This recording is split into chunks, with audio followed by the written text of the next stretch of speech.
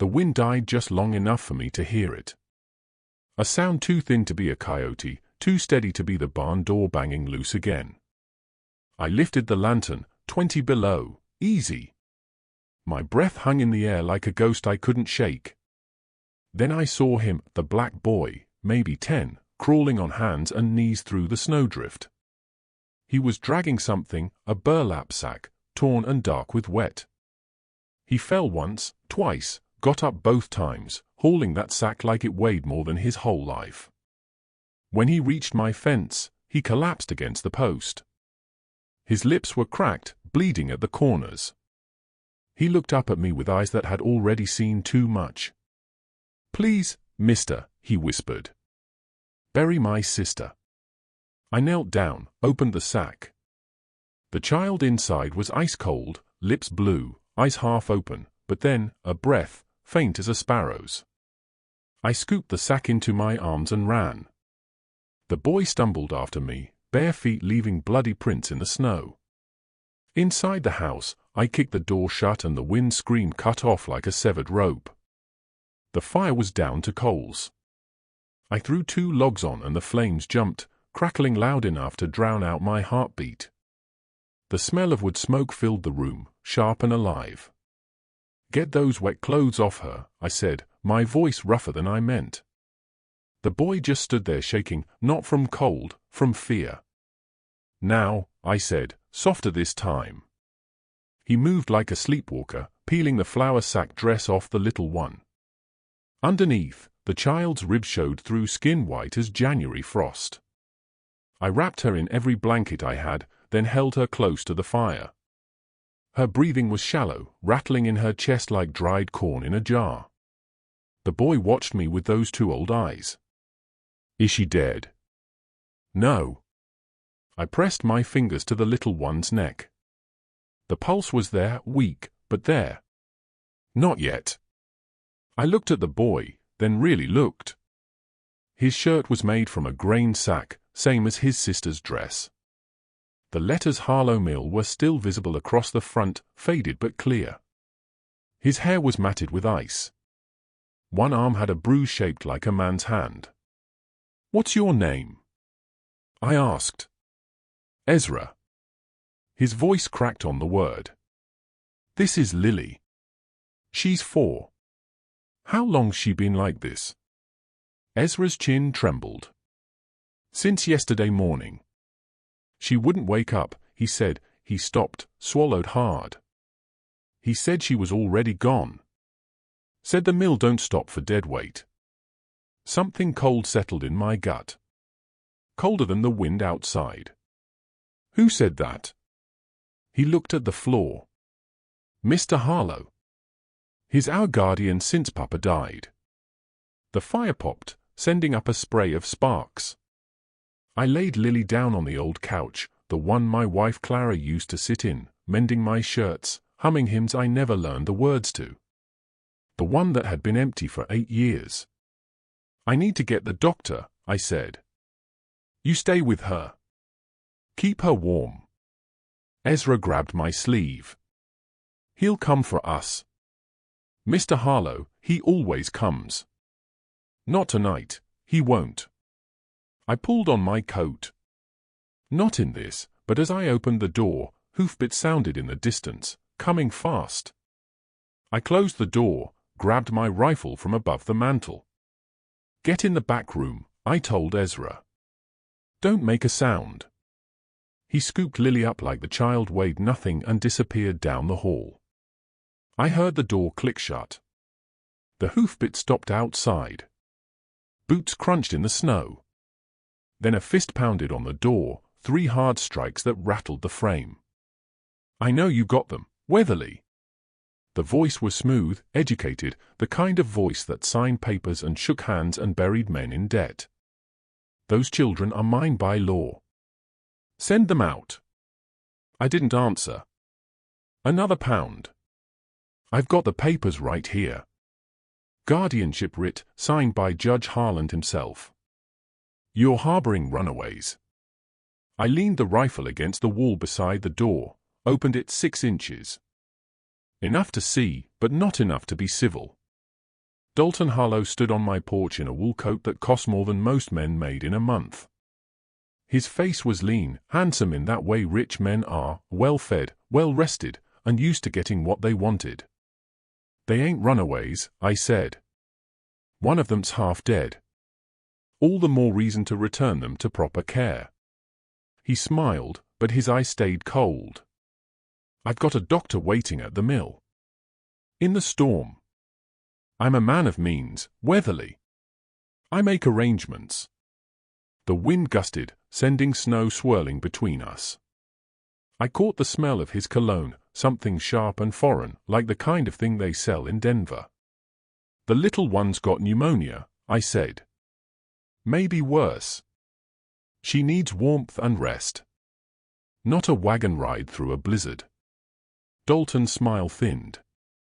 "I'll be back at first light with the sheriff.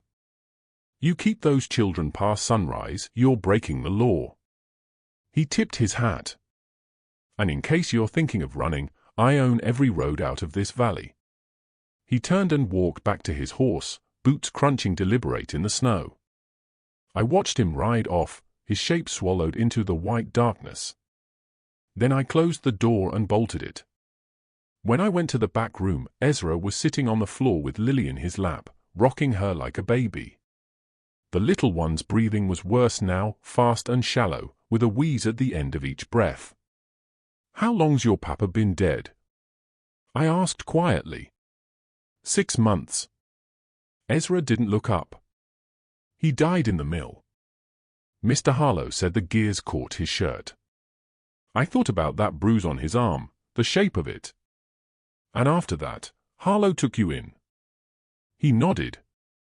"He locked us in the attic. Said we had to earn our keep. Lily got sick last week and he wouldn't call the doctor. Said medicine costs money and orphans ain't worth the expense." The fire crackled in the other room. Outside, the wind picked up again, howling like something dying. "Your papa," I said. "What was his name?" "John Morrison. He worked for you once, 3 years back. Fixing fences." I remembered him. Quiet man, steady hands, always early to work. He talked about his children sometimes. How Ezra could read already. How Lily liked to sing. I looked at Ezra's face and saw it then, the resemblance. John's eyes, his stubborn chin. "I remember," I said. Ezra finally looked up at me. "Will you really let Mr. Harlow take us back?" I thought about Clara, about the child we'd lost, about 8 years of empty rooms and cold suppers and nothing to wake up for except cattle that needed feeding. "No," I said. "I won't." His eyes filled with tears, but he didn't let them fall. I went back to the front room and threw another log on the fire. Then I pulled on my boots and headed out into the storm. Doc Brennan lived 2 miles north. If I rode hard, I could make it before my fingers froze. Lily had maybe 2 days if we were lucky. I wasn't going to waste them. Doc Iris Brennan arrived just after dawn, her horse steaming in the cold. She was 60-some years old with hands that had delivered half the babies in the valley and closed the eyes of the other half when their time came. She didn't ask questions, just set her black bag on the table and went to work. She listened to Lily's chest, felt her forehead, peeled back her eyelids. The smell of carbolic soap followed her fingers, sharp and medicinal, cutting through the wood smoke. "Pneumonia," she said finally. "Advanced. How long's she been like this?" 2 days, Ezra whispered from the corner. "Maybe 3. Doc Iris turned to look at him, then at me. Her eyes were the kind that saw through polite lies. "She needs quinine, warmth, clean water, and she needs them now." She pulled a brown bottle from her bag, measured out a spoonful of dark liquid. "Open her mouth." I held Lily while Doc Iris poured the medicine down her throat. The child coughed, sputtered, but swallowed. Her eyes fluttered, but didn't open. Doc Iris packed her instruments back into the bag with sharp, efficient movements. Then she pulled a folded paper from her coat pocket and laid it on the table. "Guardianship writ," she said. "Dalton Harlow, legal custodian of Ezra and Lily Morrison, dated 6 months ago, signed by Judge Harland." I stared at the paper like it was a rattlesnake coiled on my kitchen table. "Where'd you get that?" "Dalton stopped by my place last night. Wanted me to confirm the children were runaways. Showed me this." She tapped the paper with one finger. "Said if I treated them without his permission, he'd have my license revoked." "And you came anyway?" "I'm a doctor, Weatherly, not a lawyer." She looked at Lily, then at Ezra. "But I'll tell you what I told him. These children have been neglected, starved. That bruise on Ezra's arm, 2 weeks old, maybe 3. And Lily's malnutrition didn't happen overnight." Ezra's head snapped up. "You can tell." "I can tell." Doc Iris's voice softened. "And I can testify to it if it comes to that." "It'll come to that," I said. Doc Iris nodded slowly. "Then you'd better be ready. Dalton Harlow owns half this town, the judge, the mill, most of the land. He wants these children back. It's not because he cares about them." "Then why?" She hesitated, then sighed. "Their father owned a homestead. 160 acres, northern edge of the valley. Good water, year-round creek. Worth $1,200, maybe more." I let out a slow breath. $1,200. That was more than most men made in 5 years. "If the children die," Doc Iris continued, "the property defaults to their legal guardian. If they live, they inherit when Ezra turns 18, 7 years from now. So he's waiting for them to die. Or making sure they do." She picked up her bag. "You keep these children past sunrise, Dalton can call the sheriff. And Wade Paquette owes Dalton more poker debts than he can count. How long does Lily have?" 2 days. Maybe 3 if the fever breaks." She moved toward the door, then stopped. "One more thing. If I were you, I'd hang a yellow flag on your gate." "Yellow flag." "Quarantine. Scarlet fever, cholera, doesn't matter. No lawman's going to cross that line, not even for Dalton Harlow." The door closed behind her. The sound echoed in the sudden quiet. I looked at Ezra. "Your papa's homestead. You know about it?" He nodded. "Papa said it was ours. Said when I turned 18, we'd have a place of our own." His voice dropped to a whisper. "Mr. Harlow said Papa owed him money. Said the land was payment. Did your papa sign anything?" "I don't know. I was in school when." He stopped, his breath catching. "When the gears caught him. I sat down across from him. Outside, the wind was dying, the storm blowing itself out. First light was creeping through the window, gray and cold. Ezra, I need you to tell me exactly what happened that day." He wrapped his arms around himself. "Papa went to the mill to pick up our flour ration. He always went on Tuesdays. But that day he didn't come home." His voice went flat, like he'd told the story too many times already. "Mr. Harlow came to our house that night. Said there'd been an accident. Said Papa's shirt got caught in the gears and pulled him in." "Did you see the body?" He shook his head. "Mr. Harlow said it was too bad. Said we shouldn't remember Papa that way. He buried him the next morning, before we could," his voice cracked, "before we could say goodbye. The fire popped, sending shadows dancing across the walls. And then Harlow took you in. He said we had nowhere else to go. Said he'd take care of us since Papa owed him so much." He looked down at his hands. "But he didn't take care of us. He locked us in the attic at night. Gave us 1 meal a day, flour paste and water. When Lily got sick, he said doctors cost money. Said if she died, it was God's will. I felt something dark and cold settling in my chest. The same feeling I'd had the day Clara died, when I realized no amount of money or prayers or desperate bargaining would bring her back. But these children were still alive, still breathing. "You ain't going back there," I said. Ezra's eyes went wide. "But the paper." "I don't care about the paper," Mr. Harlow said. "Mr. Harlow can say what he wants. He'll send the sheriff. Let him send the sheriff." He stared at me like I'd just offered to lasso the moon. "Why are you helping us?" I looked at Lily, small and still on the couch. Looked at the empty rooms beyond, the silent halls, the 8 years of nothing. "Because your papa was a good man," I said. "And because nobody should die in a mill attic." Ezra's face crumpled. He pressed his hands over his mouth, but the sob came anyway, raw and broken, like something that had been trapped inside him for months. I let him cry. Didn't tell him to stop. Didn't tell him it would be okay. I just sat there while the morning light crept across the floor and the fire burned down to coals. When he finally looked up, his eyes were red but clear. "Mr. Harlow will come back," he said. "I know. And he'll bring the law." "I know that, too." Outside, hoofbeats sounded on the road. Not one horse, 3, maybe 4. Coming fast. I grabbed my rifle and moved to the window. Dalton Harlow sat on his black gelding in the middle of my yard.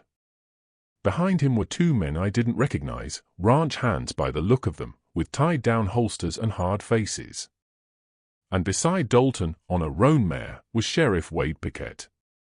Dalton smiled when he saw me at the window. Then he pulled a piece of paper from his coat and held it up for me to see. Even from 30 feet away, I could read the words printed across the top, "Warrant for arrest." I set the rifle down and opened the door. The cold air hit me like a fist, but I stepped out onto the porch anyway. Didn't invite them in. Didn't offer coffee or civility. Sheriff Wade Pickett climbed down from his horse, his boots crunching in the snow. He was a decent man once, back when his wife was alive and his debts were small. Now he just looked tired. "Hank," he said quietly. "Wade." He held up the paper. "Got a complaint from Mr. Harlow here. Says you're harboring his wards without permission. Says they ran off in the storm and you refused to return them." "That what he says?" "That's what the law says." Wade's voice was flat, professional, the voice of a man doing a job he didn't believe in. "Guardianship papers are legal and binding. Those children belong with Mr. Harlow." "One of them's dying," I said. "Doc Iris was here 2 hours ago. Pneumonia. The child needs rest, not a wagon ride back to a mill attic." Dalton urged his horse forward. "I have a doctor standing by. She'll receive the best care money can buy." "Funny, you didn't think she was worth a doctor yesterday." His smile thinned. "What I do with my wards is my business, Weatherly. Not yours." "Your wards." I let the word sit there between us. "That what you call starving them?" "Careful." Dalton's voice dropped, smooth as oil on water. "Slander's a serious accusation." Wade shifted his weight, uncomfortable. "Hank, I don't want trouble. Just bring the children out and we'll sort the rest in town." "Can't do that." "You're breaking the law." "Then I'm breaking the law." One of Dalton's ranch hands spat into the snow. His hand drifted toward his gun belt, casual-like, but I saw it. "Easy," Wade said, not looking at the ranch hand, still looking at me. "Hank, don't make this harder than it needs to be. You want those children, Wade, you're going to have to come through me." For a long moment, nobody moved. The wind picked up, sending snow devils spinning across the yard. Somewhere in the barn, one of my horses nickered softly. Then hoofbeats sounded on the road again. A single rider, coming fast. We all turned. Sam Begay rode into the yard on a paint mare, a bedroll strapped behind his saddle and saddlebags bulging. He was Navajo, 50-some years old, with grey streaking through his black braid. I'd pulled him out of a lynch mob 3 years back when some drunk cowboys accused him of horse theft. He'd been innocent. The cowboys hadn't cared. He reined up beside me, nodded once, didn't say a word. Dalton's face hardened. "This doesn't concern you, Begay." Sam looked at him with eyes that had seen men like Dalton come and go. "Heard there was sickness. Brought medicine. We don't need your Indian remedies. Girl needs pine needle tea, willow bark, sage poultice." Sam swung down from his horse, pulled a bundle of dried plants from his saddlebag. The smell of sage and cedar filled the cold air, earthy and clean, older than any church hymn. "She needs a real doctor," Dalton snapped. "Real doctor already came," I said. "Left an hour ago." Said the same thing Sam's saying. "Warmth, medicine, rest." Wade looked between us, then at Dalton. "If Doc Iris already treated her?" "Doc Iris doesn't get to override my authority." Dalton's voice was sharp now, the smooth edges fraying. "I'm their legal guardian. I say when they see a doctor and when they don't. Even if they die." I asked. The words hung in the air like smoke. Dalton's jaw tightened. "Sheriff, I'm filing a formal complaint. Kidnapping and custodial interference. I want those children returned immediately, and I want Weatherly arrested." Wade looked at me, something like apology in his eyes. "I'll give you till Friday, Hank. That's 3 days. Get yourself a lawyer. Bring the children to the courthouse and we'll let the judge sort it out." "Judge Harland," I said. "The same judge who signed Dalton's guardianship papers. It's the law." "The law?" I looked at Dalton, at his expensive coat and his hired guns and his smooth, lying face. "The law says a man can starve 2 little children as long as he's got the right papers." "Friday," Wade said again, firmer this time. "Don't make me come back with chains." He climbed onto his horse. The 2 ranch hands stayed where they were, hands still hovering near their guns. Dalton leaned forward in his saddle. "You cost me 3 days of work, Weatherly. Come Friday, you'll pay for it in front of the whole town." He wheeled his horse around and rode off, the ranch hands following. Wade lingered a moment longer, then shook his head and followed. Sam and I watched them disappear down the road. "Friday," Sam said quietly. 3 days. 3 days, I agreed. We went inside. Ezra was standing in the hallway, Lily wrapped in a blanket in his arms. He'd heard everything. "He's going to take us back," he whispered. Sam knelt down, set his bundle of plants on the floor. "Not if the medicine works, not if she gets strong." He looked up at me. "Yellow flag.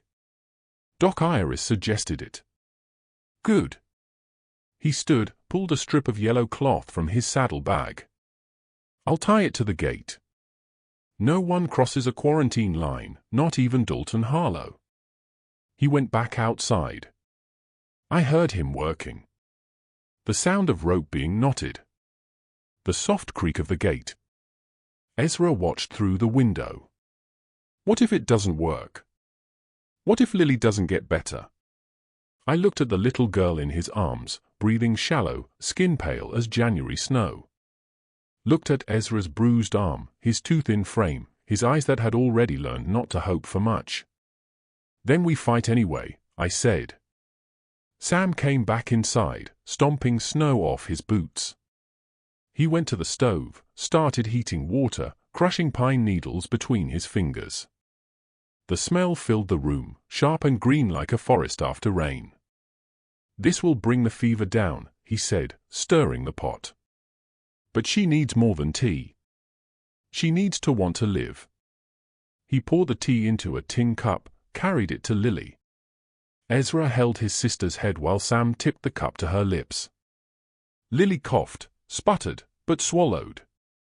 And then her eyes opened just for a moment, just long enough to see Ezra's face, to recognize him. "Ezra," she whispered.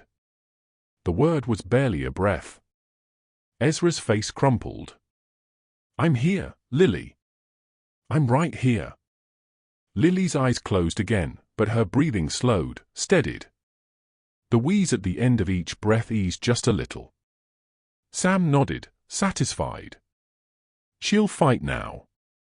The medicine gave her a reason. He was right. By evening, Lily's fever had dropped 2 degrees. By midnight, she was sleeping peacefully for the first time in days. But outside, tied to my gate, the yellow quarantine flag snapped in the wind like a challenge. And I knew Dalton Harlow would see it as exactly that. Friday came cold and clear. The storm had blown itself out, leaving the world white and silent. Sam had stayed those 3 days, sleeping in the barn, checking on Lily every few hours. The girl was stronger now, sitting up, drinking broth, even managing a small smile when Ezra read to her.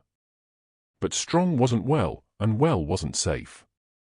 We rode into town just after dawn, Sam and I flanking the wagon where Ezra sat with Lily bundled in blankets. The yellow flag still hung on my gate, but it wouldn't protect us in a courtroom.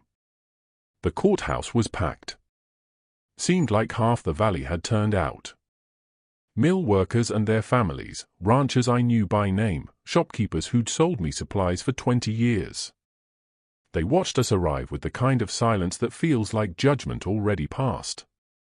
Dalton stood on the courthouse steps in a black suit, his lawyer beside him. When he saw us, he smiled. Inside, the room smelled of old wood and lamp oil. Judge Harlan sat behind his bench like a crow on a fence post, thin, sharp-eyed, waiting. "All rise," the bailiff called. We stood. Lily leaned against Ezra, too weak to hold herself upright. Judge Harlan looked at me over his spectacles. "Mr. Weatherly, you understand the charges." "I understand them. Kidnapping and custodial interference." "How do you plead?" "Not guilty." A murmur ran through the courtroom. Dalton's smile widened. "Your Honor," Dalton's lawyer stood, a thin man with ink-stained fingers and a voice like a gate hinge. "The facts are simple. Mr. Harlow is the legal guardian of these minors, as established by your ruling 6 months ago. Mr. Weatherly has willfully detained them despite repeated demands for their return." "I kept them alive," I said. The judge's gavel cracked. "You'll speak when spoken to, Mr. Weatherly." Doc Iris stood up from the back row. "Your Honor, may I be heard?" Judge Harlan frowned. "This isn't a medical inquiry, Doctor." "It should be." She walked down the aisle, her footsteps loud in the quiet room. "I examined Lily Morrison 3 days ago. Severe pneumonia, advanced malnutrition, evidence of prolonged neglect. Without immediate treatment, she would have died. Mr. Harlow has explained the circumstances," the judge said. "The children were living in his care. Children get sick. Children don't starve in the care of a man who owns the largest mill in the territory." Doc Iris pulled a paper from her coat. "I've documented my findings. Bruising consistent with physical restraint, weight loss indicating months of inadequate nutrition. And this," she held up a small brown bottle. "Quinine. I had it in stock. Mr. Harlow refused to purchase it despite knowing the child was dying." The courtroom stirred. Whispers rose like wind through dry grass. Dalton stood, his face calm.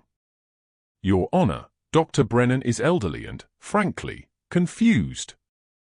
I had a physician examine both children the day before they fled. He found them in perfect health." "What physician?" Doc Iris demanded. "Dr. Marcus Webb from Cheyenne." "Webb's a veterinarian," Doc Iris said flatly. He treats horses and cattle, not children. More whispers, louder now. Judge Harlan's gavel cracked again. Enough. Dr. Brennan, your testimony is noted. But the law is clear. Mr. Harlow has legal custody. Personal opinions about his care methods don't override signed documents. Doc Iris's jaw tightened, but she sat down. The lawyer continued, furthermore, Your Honor, Mr. Weatherly has a history of instability, a widower living alone, no family, known to spend his evenings drinking. That's a lie, I said. And now he's enlisted the help of a Navajo drifter to help him hide these children. One must question his true motives. Sam stood up slowly. Every eye in the room turned to him. I brought medicine, Sam said quietly. The kind that works when white men's doctors refuse to come. The girl is alive because of it. Your kind of medicine isn't recognized by this court, the lawyer sneered. My kind saved her life. Your kind? The gavel cracked 3 times. Order. Mr. Begay, sit down. Sam sat, but his eyes stayed on the lawyer, dark and steady. Judge Harlan shuffled his papers. Mr. Weatherly, you've heard the testimony. The guardianship is legal and binding. You have no claim to these children. I have a claim to keeping them alive. That's not a legal argument. Then the law is wrong. The judge's face hardened.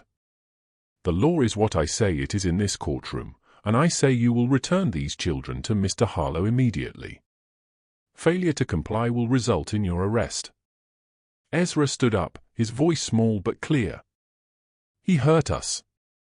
The room went silent. Judge Harlan leaned forward. What did you say, child? Mr. Harlow hurt us.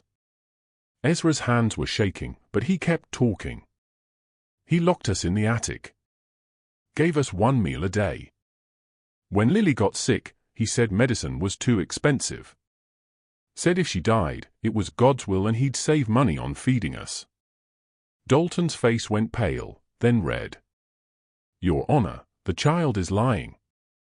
He's been coached. He hit me when I asked for more food. Ezra pulled up his sleeve, showing the faded bruise. That's his handprint. You can see it. The courtroom erupted. Voices rising, people standing, arguing. The gavel cracked over and over, but no one was listening anymore. And then the door at the back of the courthouse burst open. A man walked in, tall, lean, wearing a badge that caught the lamplight. Not Sheriff Piquet. Someone else. Territorial Marshal, he said, his voice cutting through the noise like an axe through kindling. Judge Harlan, I'm here on behalf of the Land Office.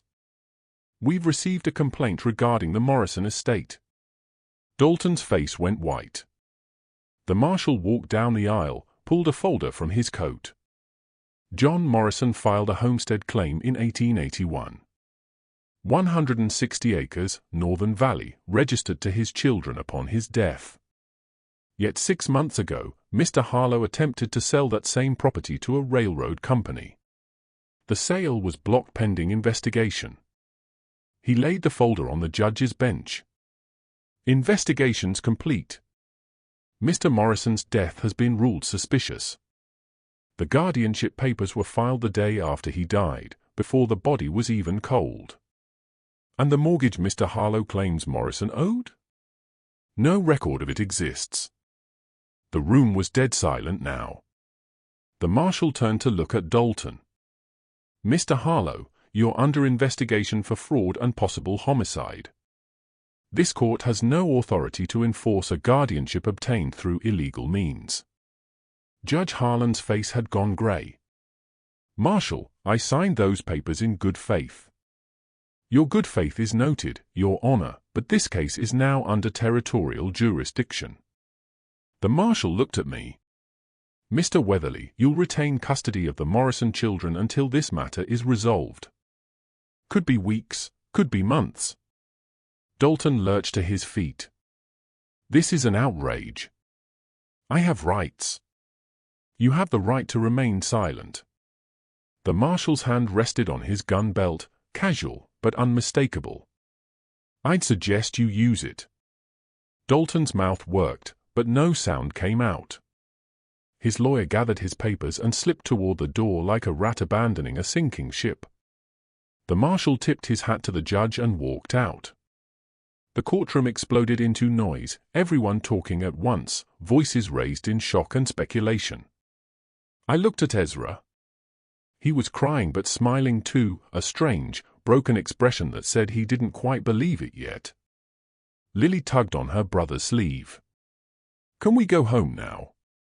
Ezra looked at me, the question in his eyes. Yeah, I said quietly. We can go home. But as we walked out of the courthouse, I saw Dalton standing on the steps, his face twisted with rage. He watched us climb into the wagon, watched Sam take the reins, watched us roll away down the muddy street. And I knew, deep in my bones, that this wasn't over. Men like Dalton Harlow don't let go of $1,200 without a fight. The days after the hearing felt like waiting for thunder after you've seen the lightning. Lily grew stronger, strong enough to walk from the house to the barn without losing her breath. Strong enough to laugh when one of the calves licked her hand. Ezra started sleeping through the night, though sometimes I'd hear him wake, gasping, like he was drowning in a dream he couldn't shake. Sam stayed on, sleeping in the barn, helping with the morning chores. He didn't ask permission, and I didn't offer it. Some things don't need words. But the town had gone quiet around us. When I rode in for supplies, folks looked away. The storekeeper sold me what I needed, but he didn't make conversation. Didn't ask after the children. Just took my money and wrapped my goods in brown paper with hands that shook a little. Dalton's been talking, he said finally, his voice low. Saying you're unfit. Saying you're keeping those children for their inheritance. You believe that? He didn't meet my eyes. I believe Dalton owns the note on my store, and I got a family to feed. I took my supplies and left. On the way home, I passed the mill. The gears were turning, grinding grain into flour, the sound steady and rhythmic as a heartbeat. Dalton stood in the doorway, watching me ride past. He didn't wave, didn't smile, just watched, like a man counting the days until he could collect a debt. That night, I was in the barn checking on a mare who was ready to foal when I heard it. Soft footsteps in the straw behind me. I turned. Ezra stood in the doorway, wrapped in one of Clara's old shawls. Couldn't sleep? I asked. He shook her head, came closer, hesitant, like he was afraid I'd send him back to the house. What's on your mind? He was quiet for a long moment. Then, Papa used to bring me here. To the barn, I mean. When I was little. He'd show me how to brush the horses, how to check their hooves for stones. His voice was soft, distant.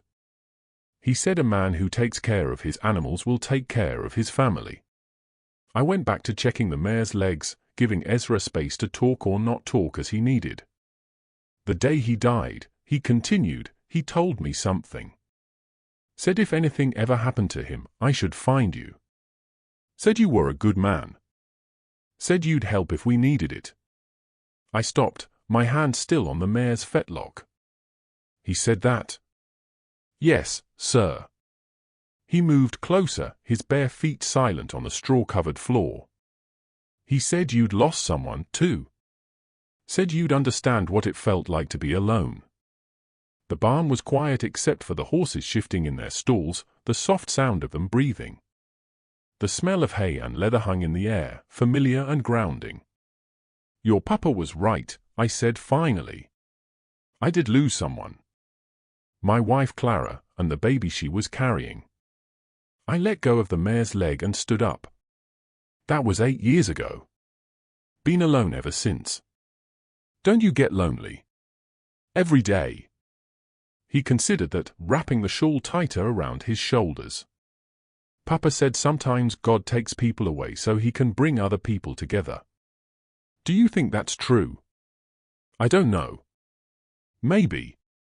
I looked at him, this boy who'd crawled through a blizzard dragging his sister, who'd survived months in a mill attic, who'd stood up in a courtroom and told the truth when it would have been easier to stay quiet. But I think your papa was a wise man, and I think he knew I needed you and Lily as much as you needed me. His eyes filled with tears.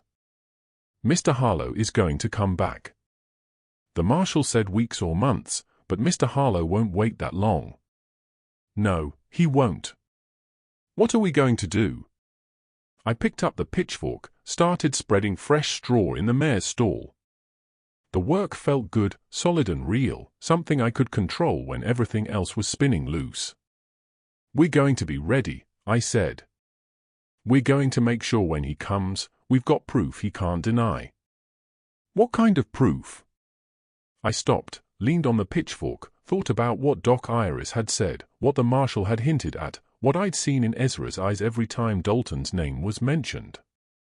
Your papa's death, I said slowly. The mill accident.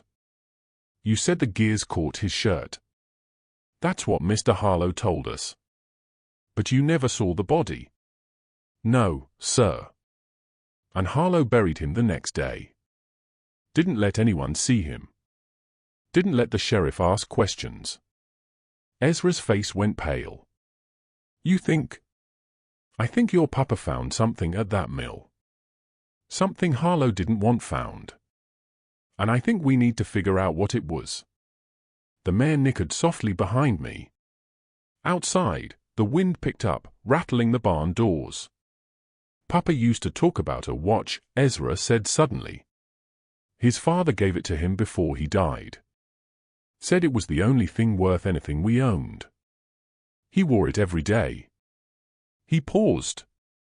But when Mr. Harlow gave us Papa's things, the watch wasn't there. I asked about it and he said it must have been lost in the accident.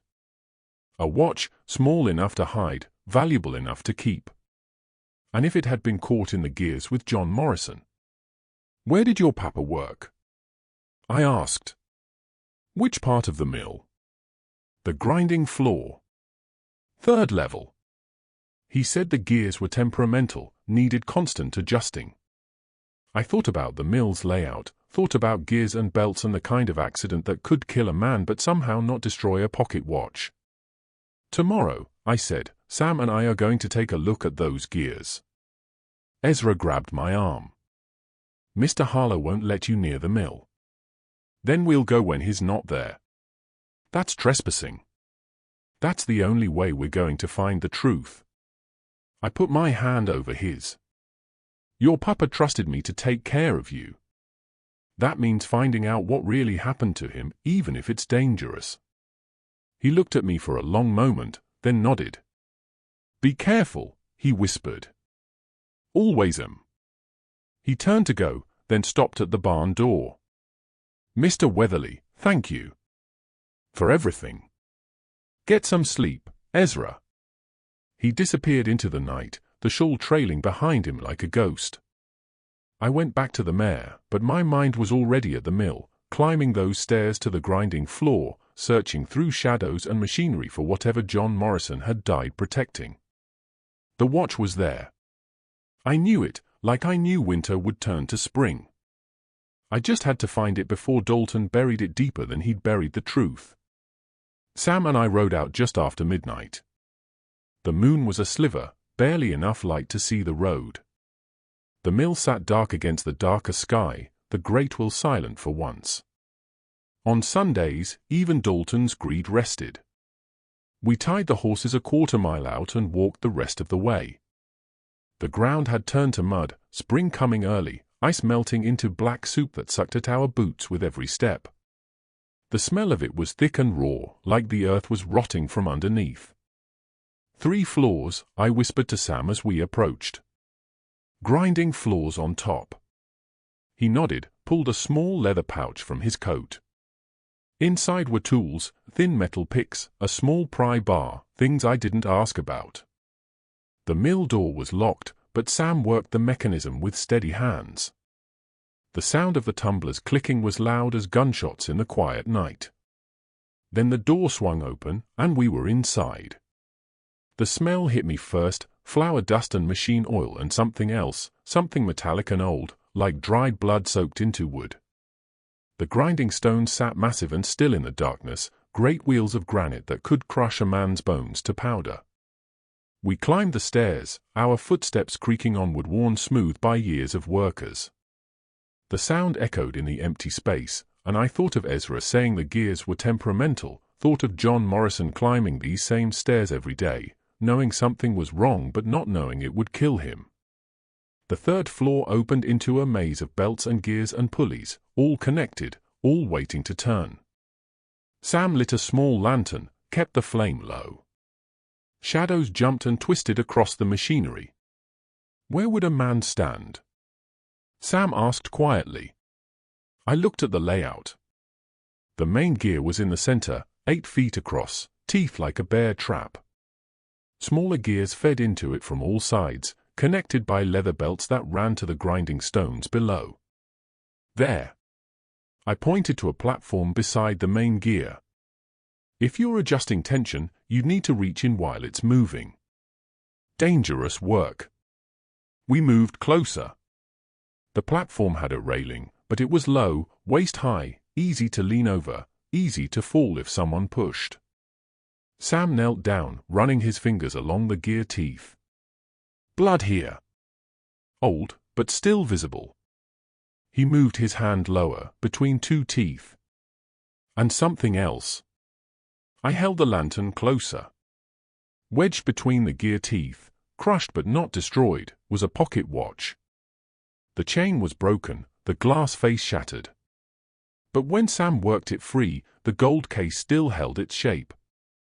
And engraved on the back, barely visible under the flour dust, were words, to John Morrison, steady hand, Dalton, 1880. My stomach went cold. Dalton gave him this watch, I said slowly. 4 years ago. Sam turned it over, pried open the case. The mechanism inside was crushed, the hands frozen at 3:15. But tucked behind the works, folded tight, was a piece of paper. I unfolded it carefully. The edges were torn, stained with old blood, but the handwriting was clear. Last will and testament of John Morrison. To my children, Ezra and Lily, I leave my homestead and all property therein. To Hank Weatherly, co-guardianship, should anything happen to me. Witnessed this day by Reverend Amos Tuttle, March 1884. The date was 2 weeks before John died. He knew, Sam said quietly. He knew Harlow was coming for him. I stared at the paper, my hand shaking. He hid this in his watch. Knew if something happened, someone would find it. And Harlow knew the watch was there. Tried to destroy it with the gears. I looked at the platform, at the blood still visible on the metal. Imagine John Morrison standing here, adjusting a belt, when Dalton came up behind him. A push, a scream, the gears catching cloth and flesh and bone. And then Dalton, panicking, trying to retrieve the watch, finding it crushed between the teeth, assuming it was destroyed. Leaving it there because pulling it out would raise questions. We need to get this to the marshal, I said. Sam nodded. Then he went still, his head tilting. Someone's coming. I heard it, too, footsteps below, slow and deliberate. Then voices. 2 men, maybe 3. I killed the lantern. We crouched behind the main gear, hidden in shadow. The footsteps came up the stairs. Lantern light spilled across the floor. I'm telling you, I saw someone go in. The voice was rough, unfamiliar. One of Dalton's mill workers. Thought you'd want to know. You thought right. That voice I knew. Dalton Harlow. They reached the 3rd floor, 2 men with lanterns, and Dalton in his wool coat, looking at the machinery like a king surveying his kingdom. Nothing here, the mill worker said. Dalton moved to the platform where we'd been standing moments before. Looked down at the main gear. His eyes found the empty space where the watch had been wedged. His face went white. "Someone's been here," he said, his voice sharp. "Recently. The dust is disturbed. Want me to search the building?" "No." Dalton's jaw tightened. "I know who it was, and I know where they're going." He turned and walked back toward the stairs. The mill worker followed, their lantern light fading. Sam and I waited until their footsteps disappeared. Waited until we heard horses outside, riding hard toward my ranch. "He's going after the children," Sam said.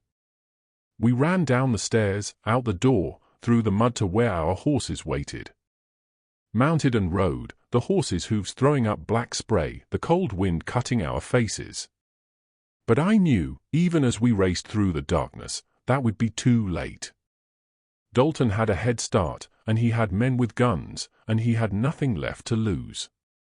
We saw the smoke before we saw the ranch. Black against the pre-dawn sky, rising thick and fast from the direction of the barn. My gut clenched. I kicked my horse harder, Sam right beside me, both of us leaning low over our mounts' necks. When we cleared the rise, I saw them, 3 riders in my yard, torches in their hands. The barn was already burning, flames licking up the sides, crackling loud enough to drown out everything else. My horses screamed inside, trapped. Dalton sat his gelding near the house, watching. I didn't think, just pulled my rifle and fired a shot over their heads. The 3 riders wheeled around. One of them, a big man with a scar across his jaw, drew his pistol. Sam's rifle cracked, and the man's hat flew off. He cursed, ducked low, spurred his horse toward the road. The other 2 followed, their torches arcing through the air like falling stars. One landed in the mud, the other hit the side of the house, but the wood was still wet from melted snow. It sputtered and died. Dalton didn't move. Just sat there watching me ride up, his face calm as Sunday morning. I leveled my rifle at his chest.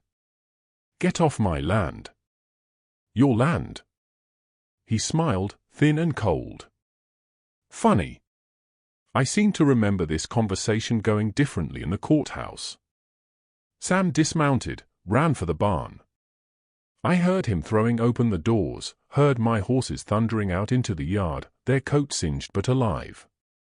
"You could have killed them," I said. "Could have." "Didn't." Dalton leaned forward in his saddle. "Consider it a warning, Weatherly. You've got something that belongs to me. I want it back." "The watch." His smile vanished. "So you did find it." "I thought as much." John Morrison's will was inside. Dated 2 weeks before he died. Naming me co-guardian. A forgery. Dalton's jaw tightened. Witnessed by Reverend Tuttle. Tuttle's an old fool. His word means nothing. Means more than yours. I kept the rifle steady. The marshal's going to want to see this. Going to want to know why you tried to destroy it. The marshal? Dalton laughed, sharp and bitter. The marshal's been bought, Weatherly. Everyone's been bought. You think you can fight me with a piece of paper and a broken watch? I own this valley. I own the judge, the sheriff, half the businesses in town. What do you own? A burned barn and 2 orphans who'll be back in my custody within the week. Not if the truth comes out. The truth? He spat the word like it was poison.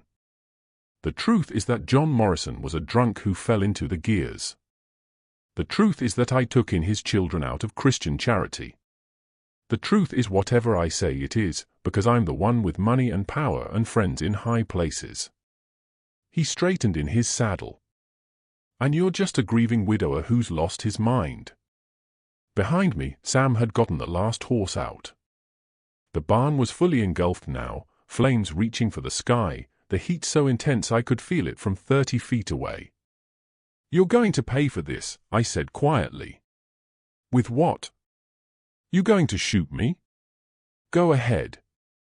Sheriff will call it murder, and those children will be orphans twice over.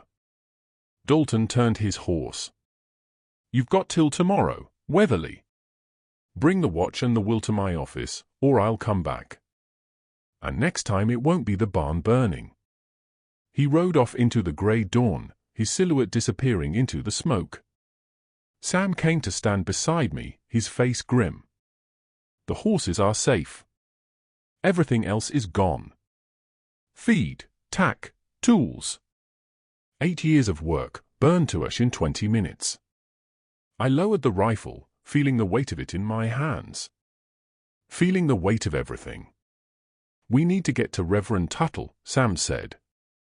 If he witnessed that will, his testimony could get him killed.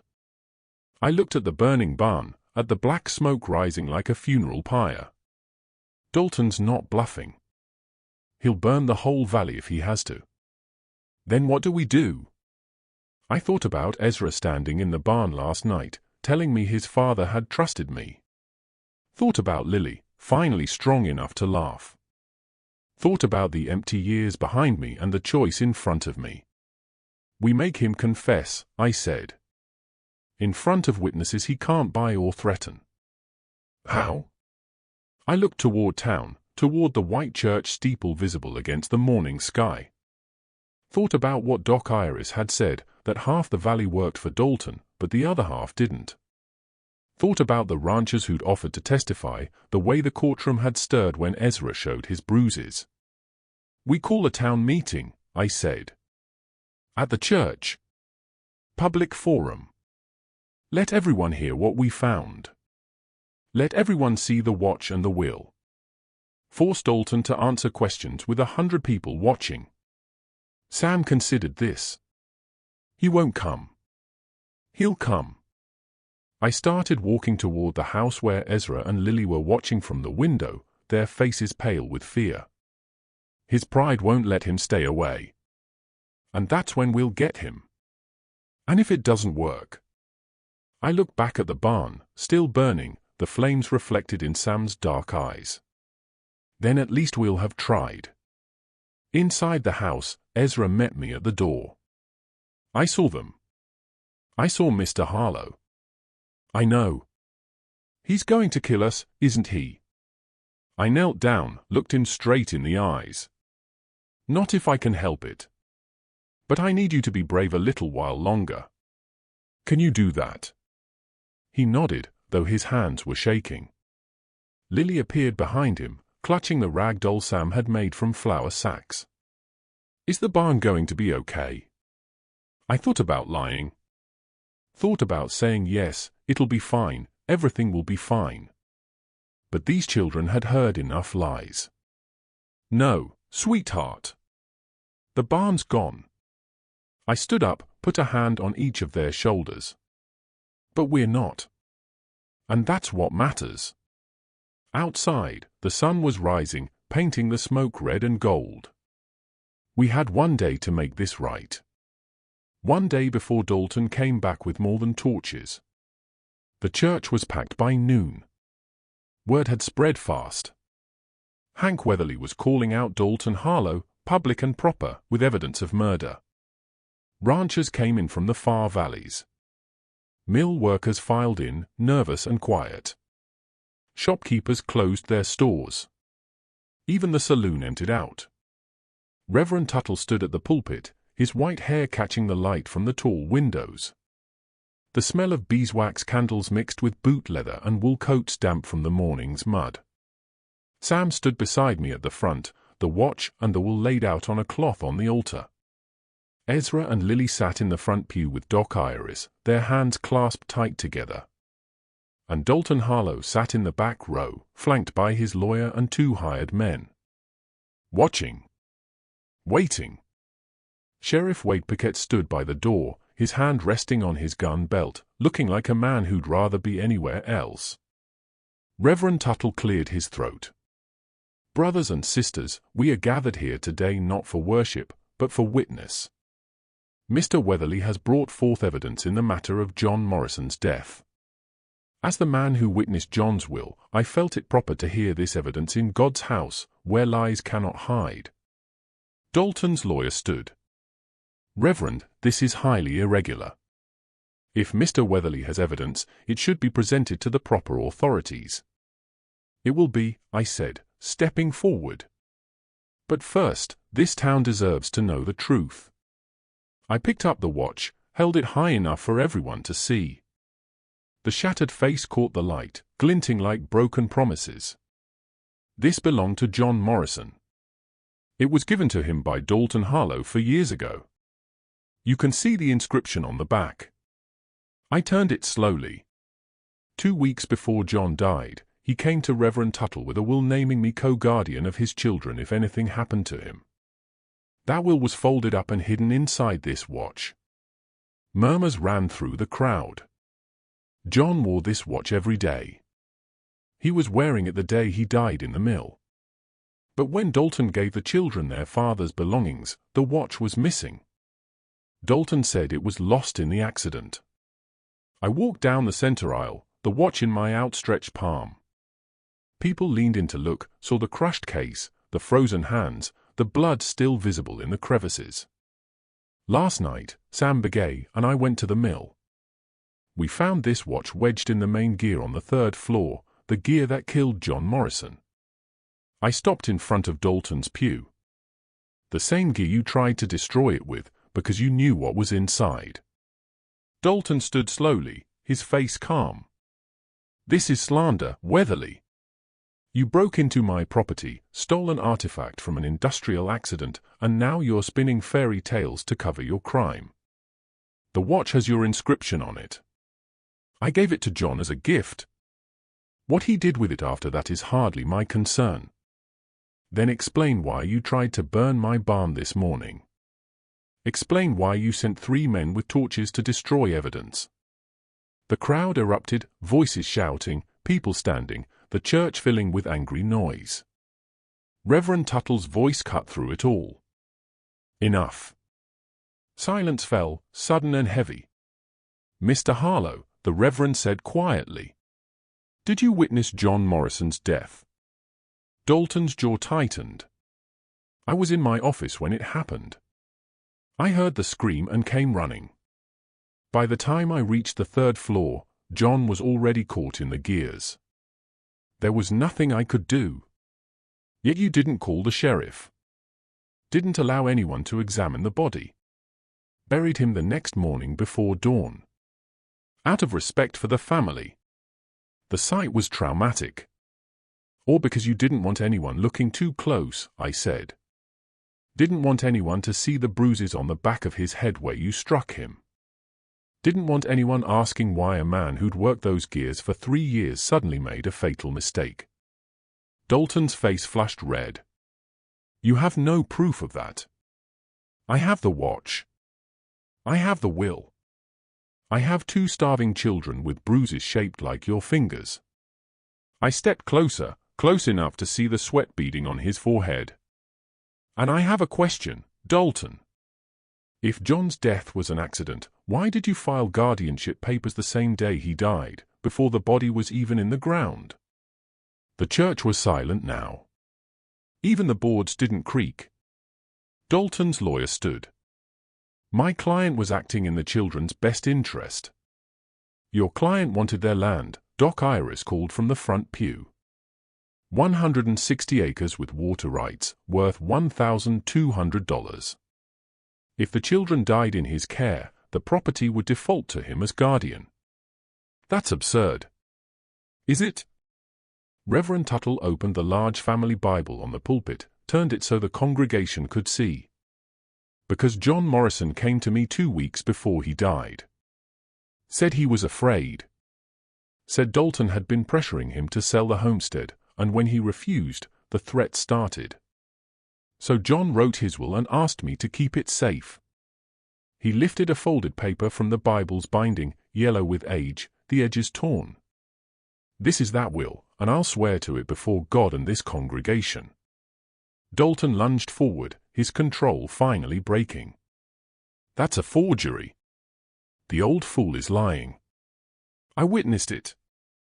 A voice called from the back. Everyone turned. A woman stood up, thin, grey-haired, wearing a faded calico dress. Beatrice Hollis, the school teacher. I was there, she said, her voice shaking but clear. Reverend asked me to be second witness. I saw John sign it. Saw him fold it into that watch. He was terrified, Mr. Harlow. Terrified of you. Another voice. I saw John the day before he died. Miguel Santos, one of the Mexican ranch hands. He had bruises on his arms. Said Dalton grabbed him during an argument about the homestead deed. Another. My boy works at the mill. He said the gears on the third floor were freshly oiled the day John died. They never squeak when they're oiled. John would have heard someone coming up behind him. More voices, rising like a flood. Workers who'd been too afraid to speak before, now finding courage in numbers. Each one adding a piece to the story, the threats, the pressure, the fear that had filled John Morrison's last days.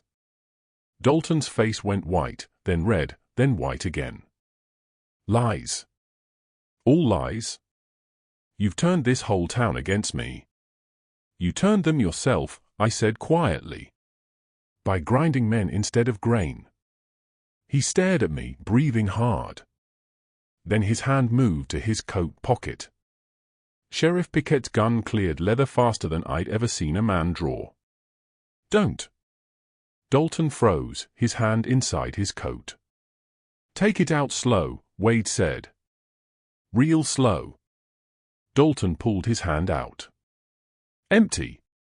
But his eyes were wild now. Cornered. I built this town, he said, his voice cracking. I gave these people work, gave them a place to sell their grain, and this is how they repay me, with accusations and conspiracy. You gave them debt and fear, Reverend Tuttle said. That's not the same as honest work. I stepped forward, holding the watch out to Wade. Sheriff, this is evidence of murder. The will inside proves motive. The witnesses here prove opportunity. What more do you need? Wade looked at the watch, at Dalton, at the faces filling the church, ranchers and mill workers and shopkeepers, all watching, all waiting to see if the law would finally do what was right. He took the watch. Dalton Harlow, he said quietly. I'm placing you under arrest for the murder of John Morrison and the attempted murder of his children through criminal neglect. Dalton stumbled backward. You can't, the judge will throw this out. Judge Harlan's been asked to recuse himself. A new voice said from the doorway. The territorial marshal stood there, hat in hand. Due to conflict of interest. I'll be overseeing this case personally. Dalton's legs gave out. He sat down hard on the pew, all the fight draining out of him at once. And in that moment, I saw what he really was, not a powerful man, not a threat, just someone small and desperate and broken who'd killed rather than admit he was drowning in debts and bad decisions. Wade handcuffed him, led him down the aisle while the congregation watched in silence. When they reached the door, Dalton looked back at me. I could have given them everything, he said. A real home, education, more than you'll ever provide. You would have given them a grave, I said. Same as their father. He had no answer to that. They took him away, and the church stayed quiet for a long moment. Then Ezra started crying, not sad tears, but the kind that come when something heavy finally lifts. Lily climbed into my lap. Is he gone forever? Yeah, sweetheart. He's gone. Reverend Tuttle closed the Bible gently. I believe, he said, this calls for a prayer of thanksgiving. The congregation bowed their heads, but I kept mine up, watching the light come through the tall windows, painting everything gold and clean. The trial took 3 weeks. The territorial marshal brought in a judge from Cheyenne, a stern woman named Blackwood who didn't owe Dalton Harlow a dime. The evidence was laid out piece by piece, the watch, the will, the testimonies of 20 townspeople who'd seen or heard things they'd been too afraid to speak about before. Dalton's lawyer tried to fight it, called the watch circumstantial, called the witnesses unreliable, called me a grief-stricken widower with delusions of heroism. But when Ezra took the stand and showed the courtroom his bruises, when Lily testified in her small voice about being locked in the attic and told to be quiet or starve, when Doc Iris presented her medical findings and Sam described finding blood on the mill gears, the lawyer went quiet. The jury deliberated for hours. Guilty on all counts. Judge Blackwood sentenced Dalton to 20 years hard labor. His mill was seized to pay his debts, his property sold at auction. Everything he'd built, everything he'd killed for, gone in the stroke of a gavel. Sheriff Wade Paquette resigned the day after the verdict. Said he couldn't wear the badge anymore, knowing he'd almost let an innocent man hang for protecting 2 children. He left town, and I never heard from him again. The Morrison homestead was transferred to Ezra and Lily, with me as legal guardian until Ezra turned 18. The paperwork came through on a Thursday in late May, delivered by the same territorial marshal who'd saved us in that first hearing. "You did good, Weatherly," he said, shaking my hand on the porch. "Those children are lucky to have you." "I'm the lucky one," I said, and I meant it. By June, the world had changed. Not all at once, just in small ways that added up to something bigger. The burned barn got rebuilt, this time with help from the ranchers and even some of the former mill workers who needed employment. Sam stayed on permanent, sleeping in the new bunkhouse, teaching Ezra and Lily things I never could, how to read tracks, how to weave horsehair, how to listen to what the land was saying. Doc Iris came by twice a week, checking on Lily's recovery and staying for supper. She and Reverend Tuttle became regular fixtures at my table, filling the silence I'd lived with for 8 years with conversation and laughter and the sound of family, even if it wasn't the traditional kind. Lily grew stronger every day, put on weight, color returning to her cheeks.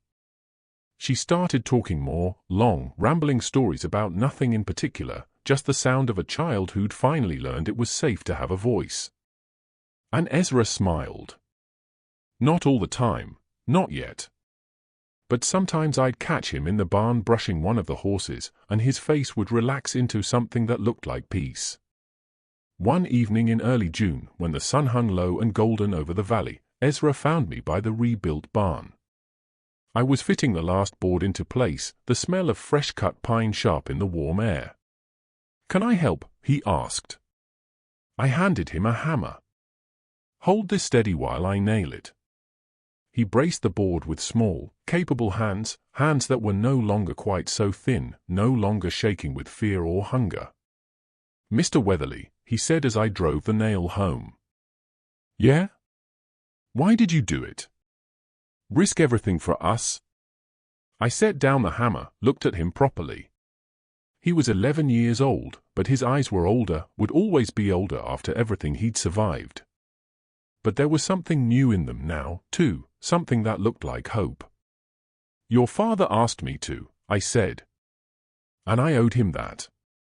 He was a good man. But you didn't know us. We could have been trouble. You were 2 little children who needed help. I said simply. That's all that mattered.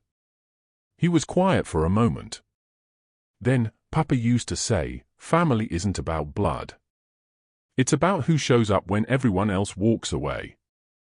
Your papa was right. So, does that make us family? His voice was small, uncertain. Really?